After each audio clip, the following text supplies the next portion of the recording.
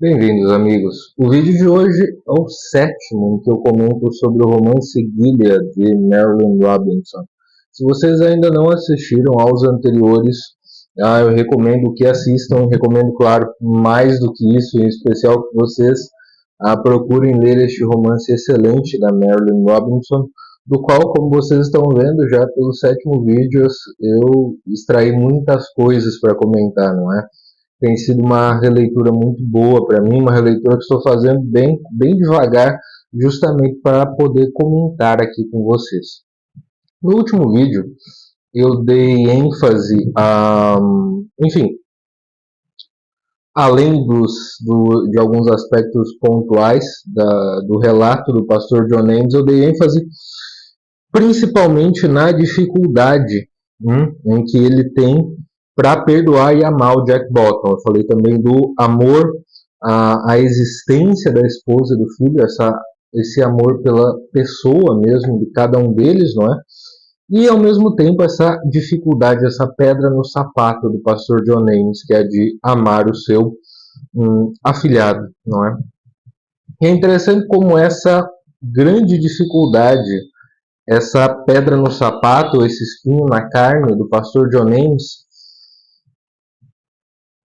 acaba fazendo com que ele escave mais, né? Com que ele entre mais no seu próprio coração, porque aquilo incomoda, né? Incomoda essa sua animosidade, indisposição e até inveja do próprio afilhado, não é? A tentação da inveja contra a qual ele lutou durante a maior parte da vida, não é? Nessa noite escura em que ele viveu, e isso o incomoda. E ao mesmo tempo, por incomodar, por ele não por ele não viver em paz com essa grande antipatia pelo seu afilhado, ele começa a esquadrinhar cada vez mais esse sentimento. Ele começa a olhar para o seu coração, a fazer um exame de consciência profundo, que é o que ele sempre fez ao longo da vida, não é? Não se fechar para as tentações, não se fechar no, enfim, não é que no bom sentido, não é? Mas ele não ignora as tentações nem os piores sentimentos ou as piores inclinações do seu coração, mas ele os examina. Ele os examina porque indicam obstáculos que ainda existem na sua relação com Deus. E é por isso que ele precisa investigá-los, não é? Ele precisa conhecer a sua origem para destruí-los.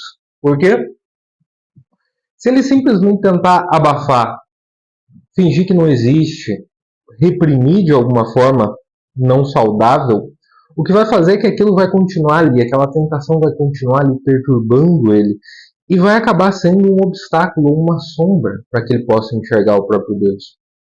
E é isso que ele tenta fazer, não é? Nessa brutal honestidade consigo mesmo que ele sempre teve. Veja o que interessante que ele diz aqui. Ele fala da doença do coração, não é? Dele. E a partir dessa doença do coração, ele pensa no nous, não é? O coração do coração, como a gente poderia chamar, que é o nosso centro, o nosso espírito mesmo. Ele diz assim: é estranho sentir doença e tristeza no mesmo órgão. Aqui ele emprega o órgão do coração nessa analogia que nós empregamos para o nous, não é quase a mesma coisa, simbolicamente falando. E aí ele diz: não há como distinguir uma coisa da outra, ou seja, a doença da tristeza. Sempre tive por hábito apreciar a tristeza, isto é, ir acompanhando o seu percurso pelos ventrículos e pela aorta, para descobrir os locais onde ela se esconde. E ele examina essa tristeza justamente porque ele precisa conhecer a sua raiz, saber onde ela está, para saber como ela pode atacá-lo, para saber como ela poderia minar a sua intimidade com Deus. Como ela poderia impedi-lo de amar. Aquele velho peso no peito, dizendo-me que há algo que merece a minha atenção, porque sei mais do que sei e preciso aprender comigo mesmo.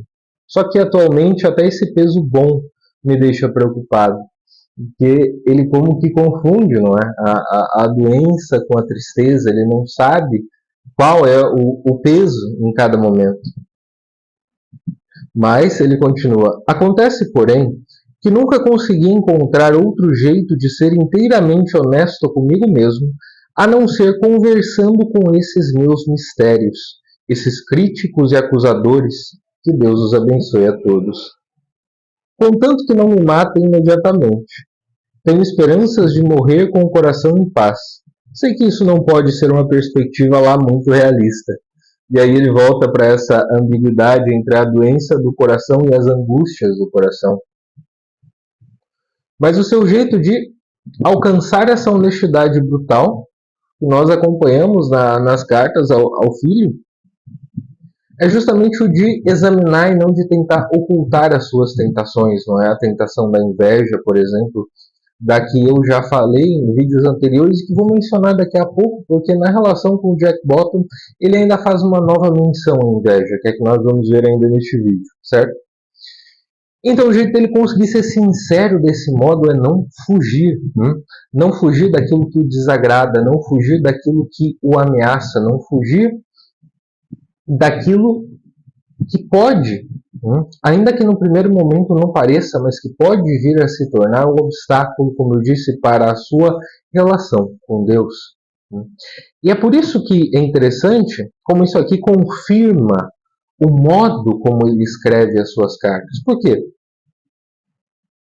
Porque, bom, se ele queria fazer um relato linear para o filho dele, ele não consegue.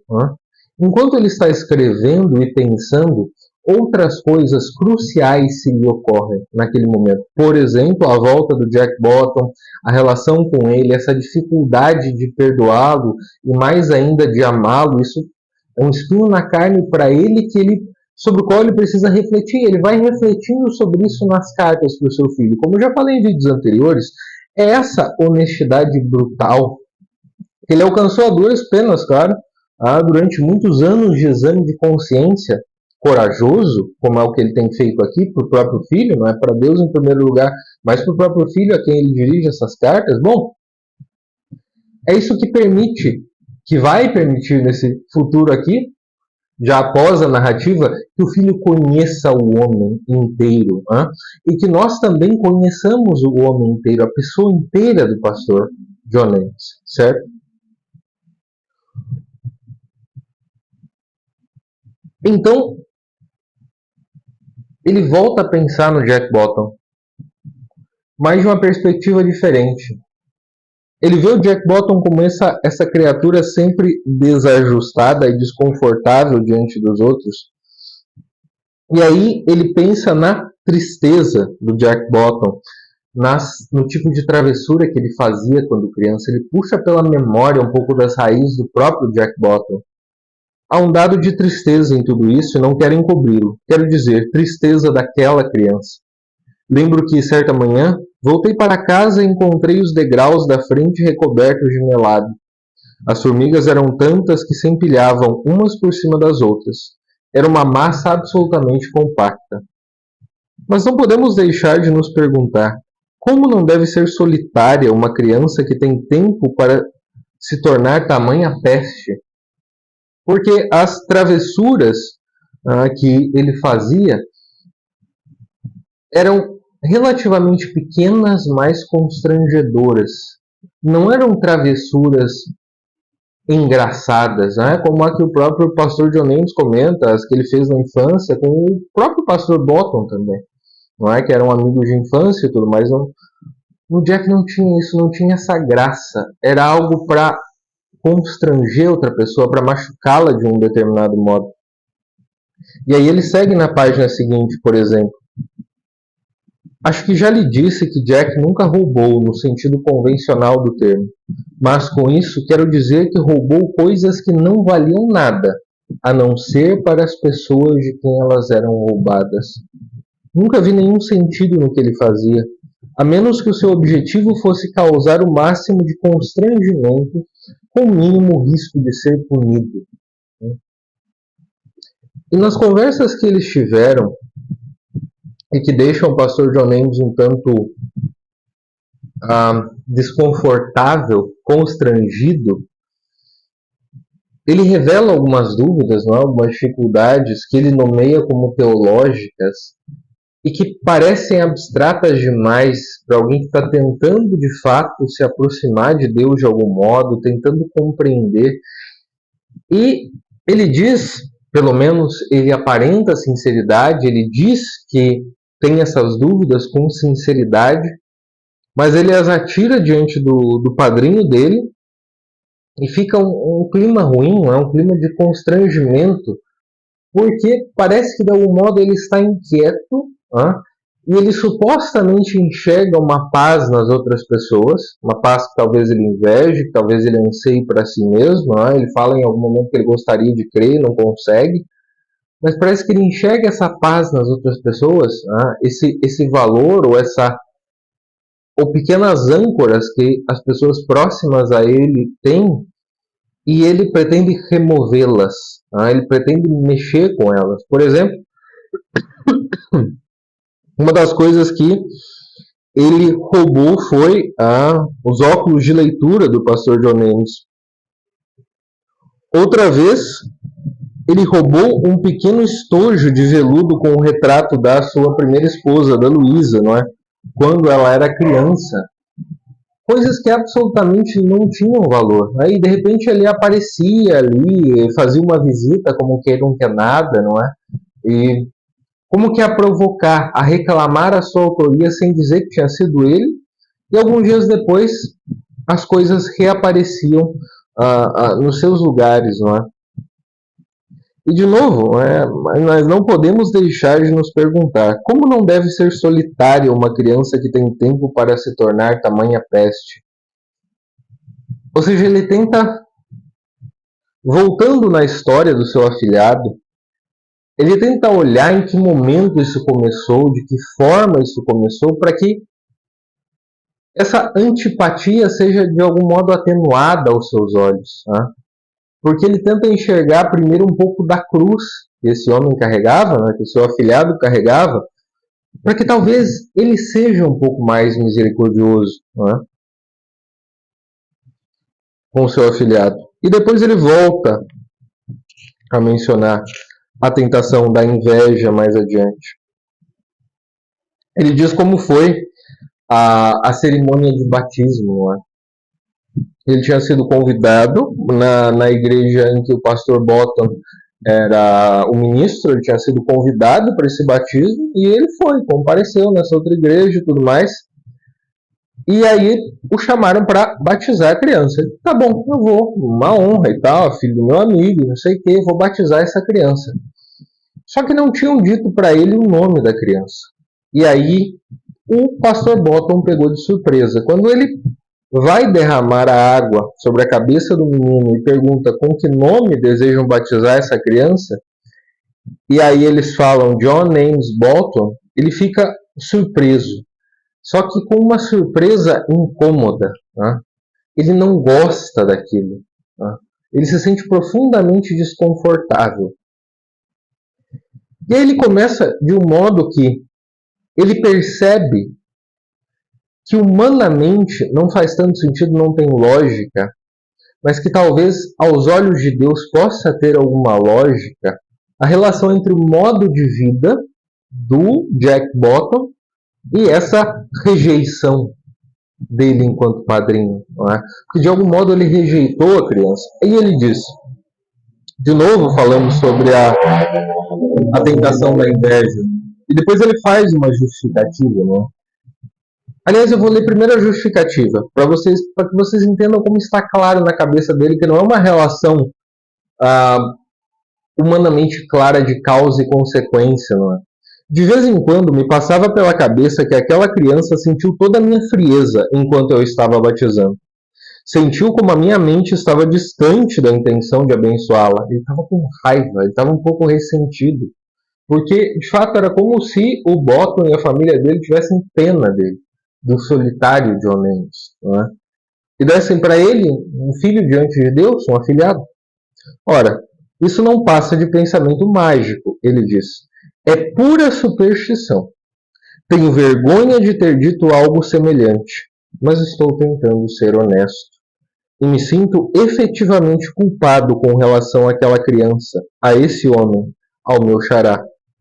nunca fui capaz de ser afetuoso com ele, nunca.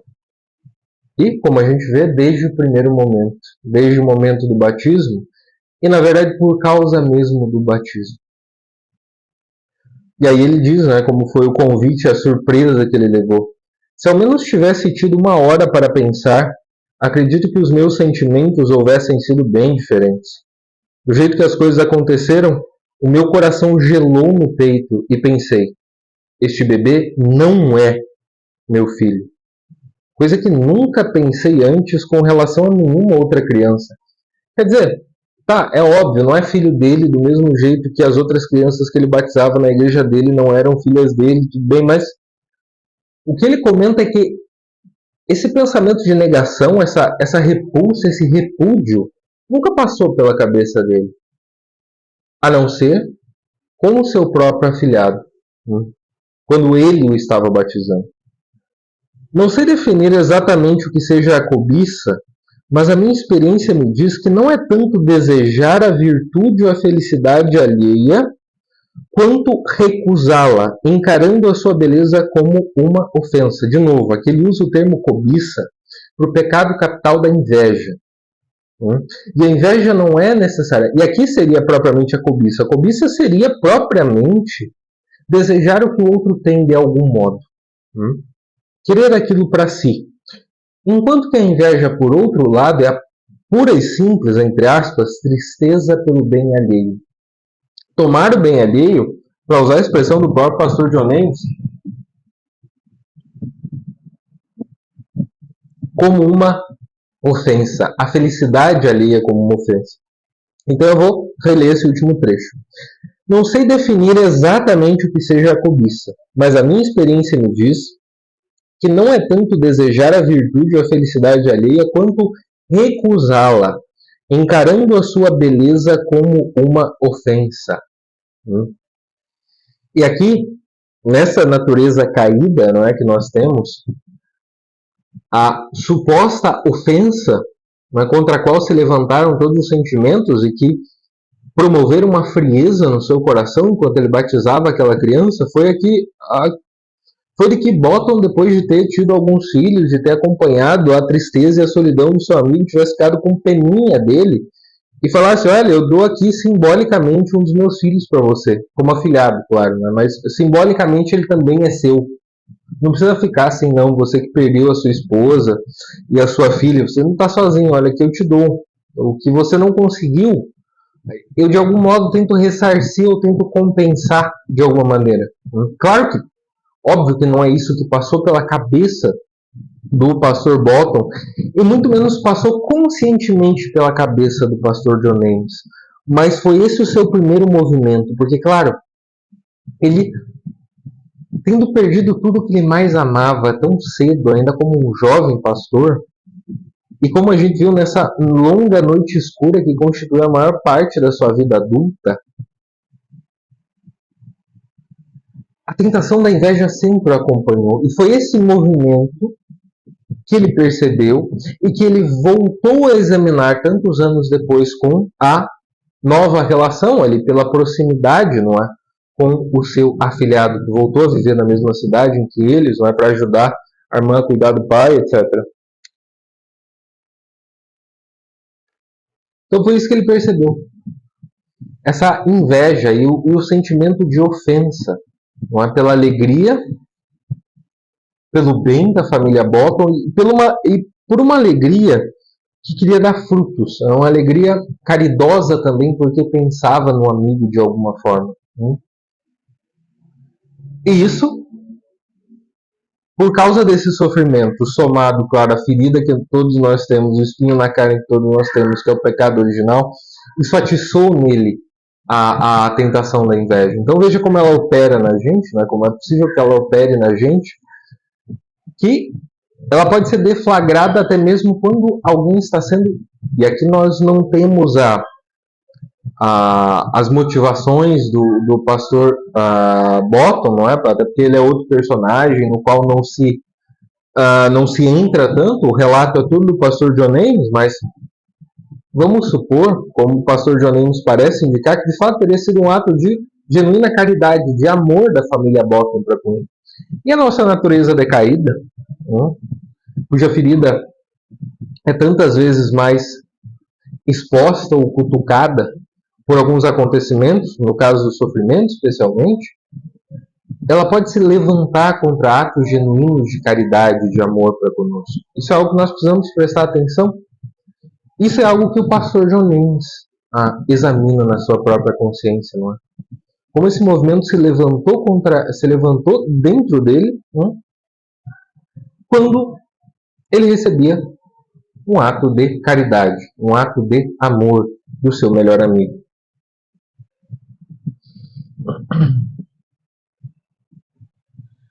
E aí, mais para frente ele diz: John Lennon Bottom é meu filho. Se há algo de verdade em tudo que eu acredito, isso também é verdade. Quando digo meu filho, estou querendo dizer um outro ser, um ser mais querido. A língua não é o bastante para expressar o que estou querendo dizer, mas por enquanto é o melhor que posso fazer. Um ser mais jovem, trazido à existência, colocado de alguma forma sob o cuidado dele também, não único, mas também o cuidado dele diante de Deus, para rezar por ele, para ajudar a cuidar dele. Então, de alguma forma, sim, ele é o filho do pastor John Lennon. Uma linguagem que ele não consegue expressar. E que o vai levar a pensar no amor divino. Todas essas imperfeições do afilhado dele, as imperfeições próprias, somadas ao amor incondicional de Deus. A uma experiência de amor que ele teve com a esposa, com o filho para quem ele dirige essa carta, a afirmação da pessoa mesma, como nós vimos no vídeo anterior, não é? Esse amor que é sinônimo de aprovação, aprovação no ser. E aí ele começa a voltar na história da sua relação com o Jack Bottom para tentar enxergá-lo um pouco a partir dos olhos de Deus. E aí ele consegue enxergar também como os seus sentimentos, como essa sua animosidade contra o afilhado é um obstáculo na sua própria relação com Deus. E aí ele precisa lutar para tentar enxergar o afilhado como Deus o enxerga, não é? O que o leva a refletir nas manchas que todos nós temos, nas manchas que Deus faz questão de limpar sobre nós. Ele pensa, vejam como ele vai da circunstância concreta, da visão turva para a visão reta, limpa. A existência é o que há de mais essencial e de mais sagrado. Se o Senhor decide não fazer nada com relação aos nossos delitos, é porque eles não são nada. Ou seja, o mal não é algo que existe, mas é uma carência, um vácuo. Ou porque, seja qual for a sua realidade, ela é trivial e secundária diante desse maravilhoso fato primordial que é a existência. É claro que o Senhor vai remover todos eles, assim como eu limpo a sujeira do seu rosto ou enxugo as suas lágrimas. Afinal de contas, por que o Senhor iria se incomodar tanto com essas manchas que não são parte da sua criação? Por que ele iria se incomodar tanto com essa sujeira, com essa ausência de ser? Quando o que importa é o próprio ser. Eu estava vendo ontem um vídeo do Joseph Pearce, em que ele falava sobre os contos de fadas, e em dado momento ele citou como exemplo O Senhor dos Anéis, primeiro, e depois O Leão, a Feiticeira e o Guarda-Roupa, que compõem as Crônicas de Nárnia do C.S. Lewis. No Leão, a Feiticeira e o Guarda-Roupa, se vocês lembram, tem o Edmund, que é essa figura do traidor. E aí a feiticeira, ela exige que o Edmund seja entregue. Porque veja, ele traiu, ele foi injusto.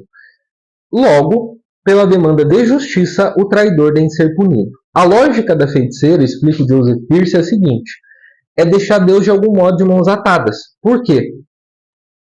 Se ele nega que o traidor mereça algum tipo de punição, ele está negando a justiça e Deus não pode ser injusto, certo? Esse é o pensamento da feiticeira, que representa o mal ali no leão, a feiticeira e guarda-roupa. Então, se por outro lado Deus entrega o traidor, significa que a vida dele está nas mãos diabólicas da feiticeira, que ela é senhora da vida dele, não é? Então o Aslan diz: eu mesmo vou me entregar. Que tal se no lugar dele eu me entregar? E aí diz o Joseph Pearce que há uma magia aí que antecede a própria existência. Uma bondade anterior e fundamental, que é o amor, que antecede a própria existência da feiticeira, inicialmente criada como boa e que depois escolheu o mal, como um anjo caído. Que essa lógica que ela não entende, porque ela pensa, bom, se eu matar o Aslan, melhor ainda, não é? O Aslan diz que vai se entregar pelo Edmund.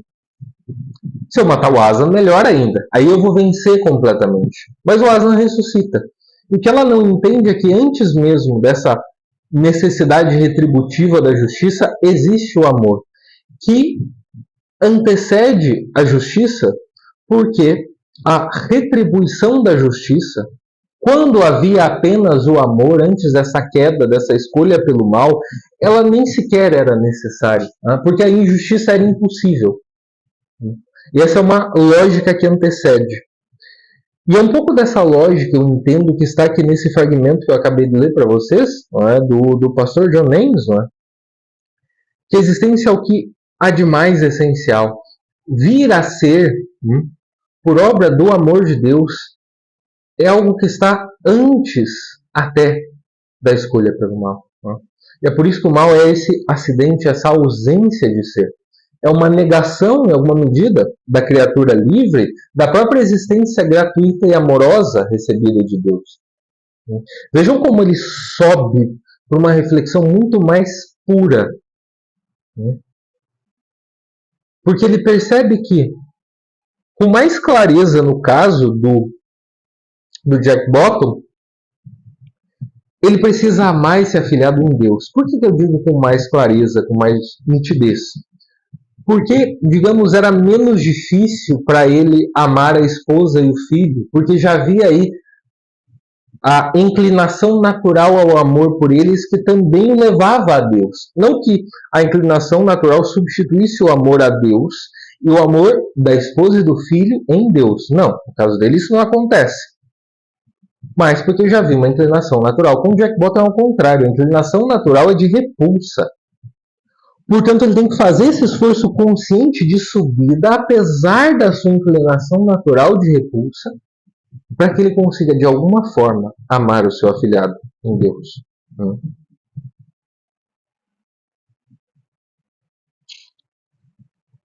E ele começa a pensar também nas próprias manchas, nas próprias quedas diante de Deus.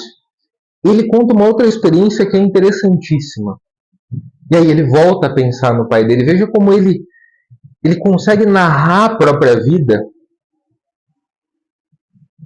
com um eixo que, conquanto ele não diga, ele não precisa dizer explicitamente com essas palavras que eu vou empregar, mas que é o eixo da sua relação com Deus, dessa sua sinceridade brutal diante de Deus. E ele consegue narrar todos os episódios da sua vida, até mesmo os episódios do pai e do avô a partir disso. Porque ele consegue entender a verdade, o que ele recebeu do pai e do avô.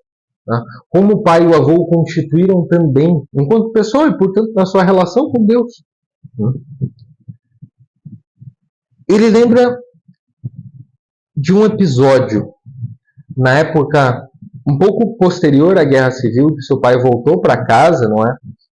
Eu não lembro se posterior ou ainda estava acabando, o conflito estava acontecendo, mas o fato é que o pai dele voltou para sua igreja e voltou a pregar. Aí voltou a pregar sobre a necessidade do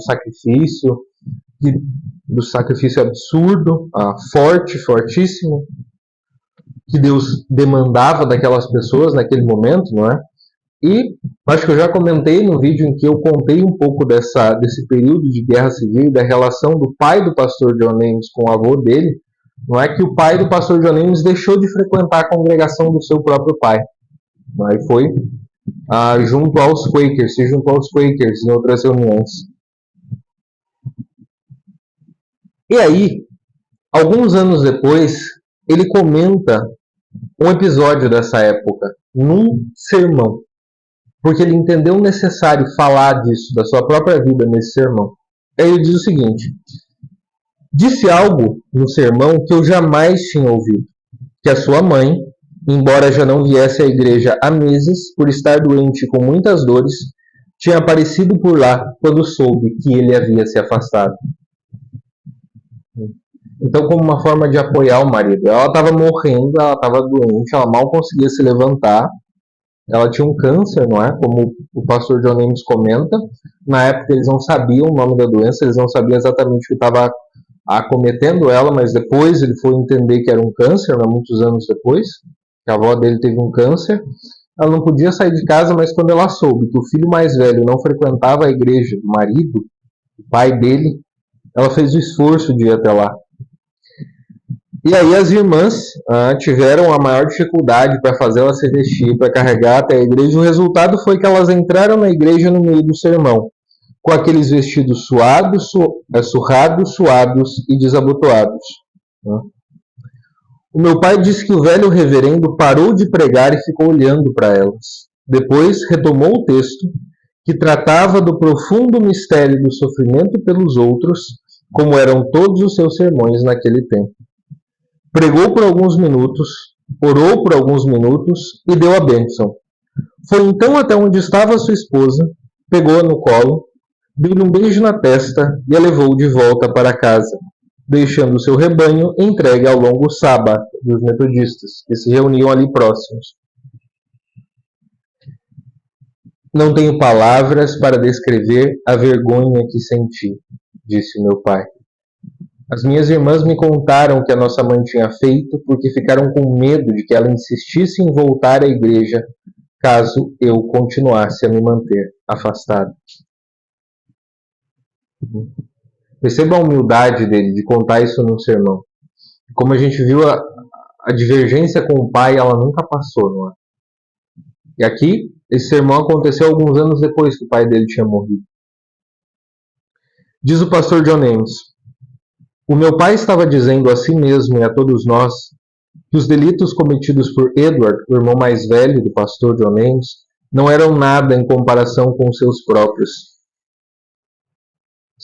Estava dizendo também a si mesmo e a todos nós que havia, nesse constrangimento e nesse desapontamento que sentia, uma adequação que os tornava valiosos e instrutivos para ele, que havia ali aparentemente um desígnio que podia ser considerado como uma demonstração da benevolência do Senhor, uma espécie de parábola visando a lhe proporcionar um entendimento mais profundo. Ele pensava no filho dele, não é? Que deixou de acreditar em Deus, que deixou a igreja, tendo ido estudar na Alemanha, tendo ido estudar para ser pastor, nessa animosidade com o filho dele.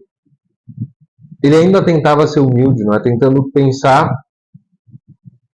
enquanto ele voltou as costas para o próprio pai, como uma espécie, um acontecimento que foi uma parábola para a vida dele, uma espécie de antecipação.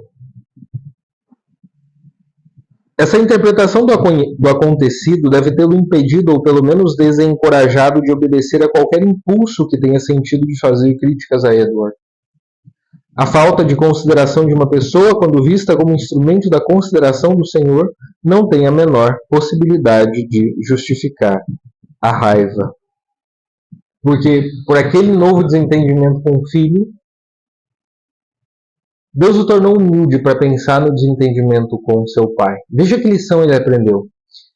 Tendo ouvido esse sermão, veja, ele conta isso depois de voltar ao batismo do Jack Bottom, a raiva que ele sentiu naquele momento, a inveja mais precisamente que ele sentiu, de pensar que Deus nos ama pela nossa essência, que limpa as nossas sujeiras. Ele pensa no exemplo de humildade do próprio pai, reconhecendo a vez em que ele falhou, e como essa vez foi uma espécie de parábola para o que viria a acontecer com ele mesmo, em relação ao seu filho mais velho, não é? Eu mesmo usei essa linha de raciocínio inúmeras vezes, diz o pastor John Ames, quando senti necessidade e tive oportunidade de fazer. Acontece que é raro um erro de que nós somos vítimas ser inteiramente prefigurado por erros que tenhamos cometido. E aqui eu fiquei pensando, não é? Na minha própria vida, e eu convido vocês a que reflitam também. Não sei se vocês já tiveram a oportunidade de fazer esse exame de consciência pensando assim, de um modo parecido com o que fez o pai do pastor John Ames, de que alguns erros que nós tenhamos cometido no passado se repitam conosco, né? Sejam como que prefigurações do que vem a acontecer conosco de alguma forma. De fato, é raro que um erro de que somos vítimas seja inteiramente prefigurado por erros que tenhamos cometido. Mas quando eu olho para a minha própria experiência, eu vejo que, ainda que não prefigurem inteiramente, eles como que abrem espaço. Como que abrem um sulco na minha biografia. E aí não é uma prefiguração inteira, mas é algum tipo de prefiguração. Certo? É o que me parece, pelo menos.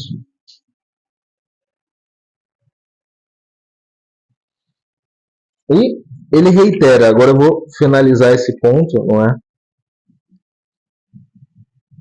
Onde é que eu anotei isso aqui? Onde é que está isso aqui? Como, apesar das nossas manchas, né? Apesar dessas prefigurações a partir dos erros que cometemos e das nossas manchas, é Deus que nos limpa, nos traz de volta a nossa essência, ou seja, remove esses aspectos do nada que nós colocamos sobre as nossas vidas. Tenho pensado muito na ideia da graça, a graça como uma espécie de fogo extático que reduz as coisas a essências. Ali no escuro e no silêncio, percebi que poderia esquecer todos os detalhes que me aborreciam e apenas sentir a presença do meu ser mortal e imortal.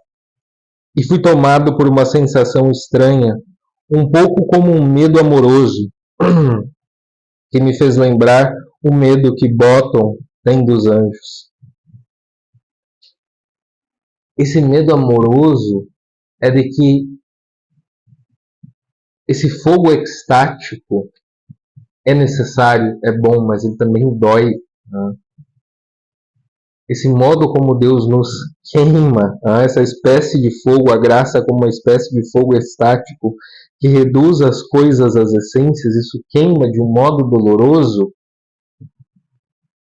porque nós nos acostumamos de tal forma com algumas das nossas manchas,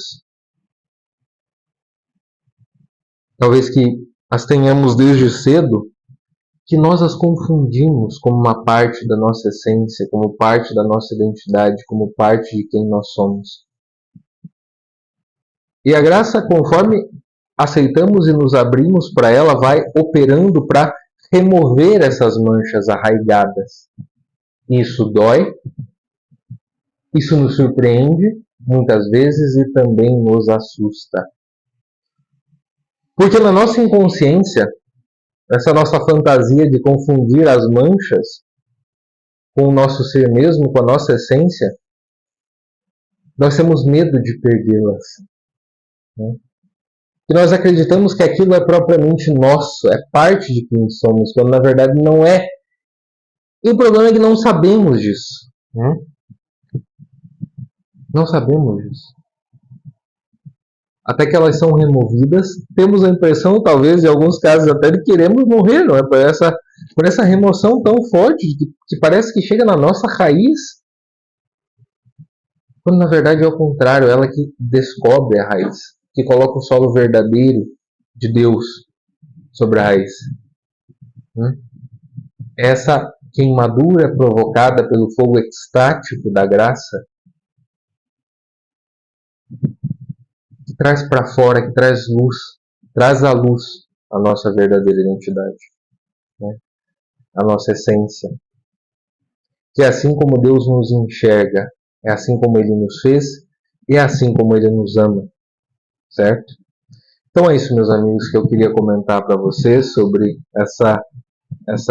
esse último fragmento de leitura que fiz de Gilead. Espero que tenham gostado do vídeo. Se gostaram, convido vocês a que deixem o like. Se não são inscritos no canal, que se inscrevam, por favor. Podem eventualmente compartilhar este e outros vídeos.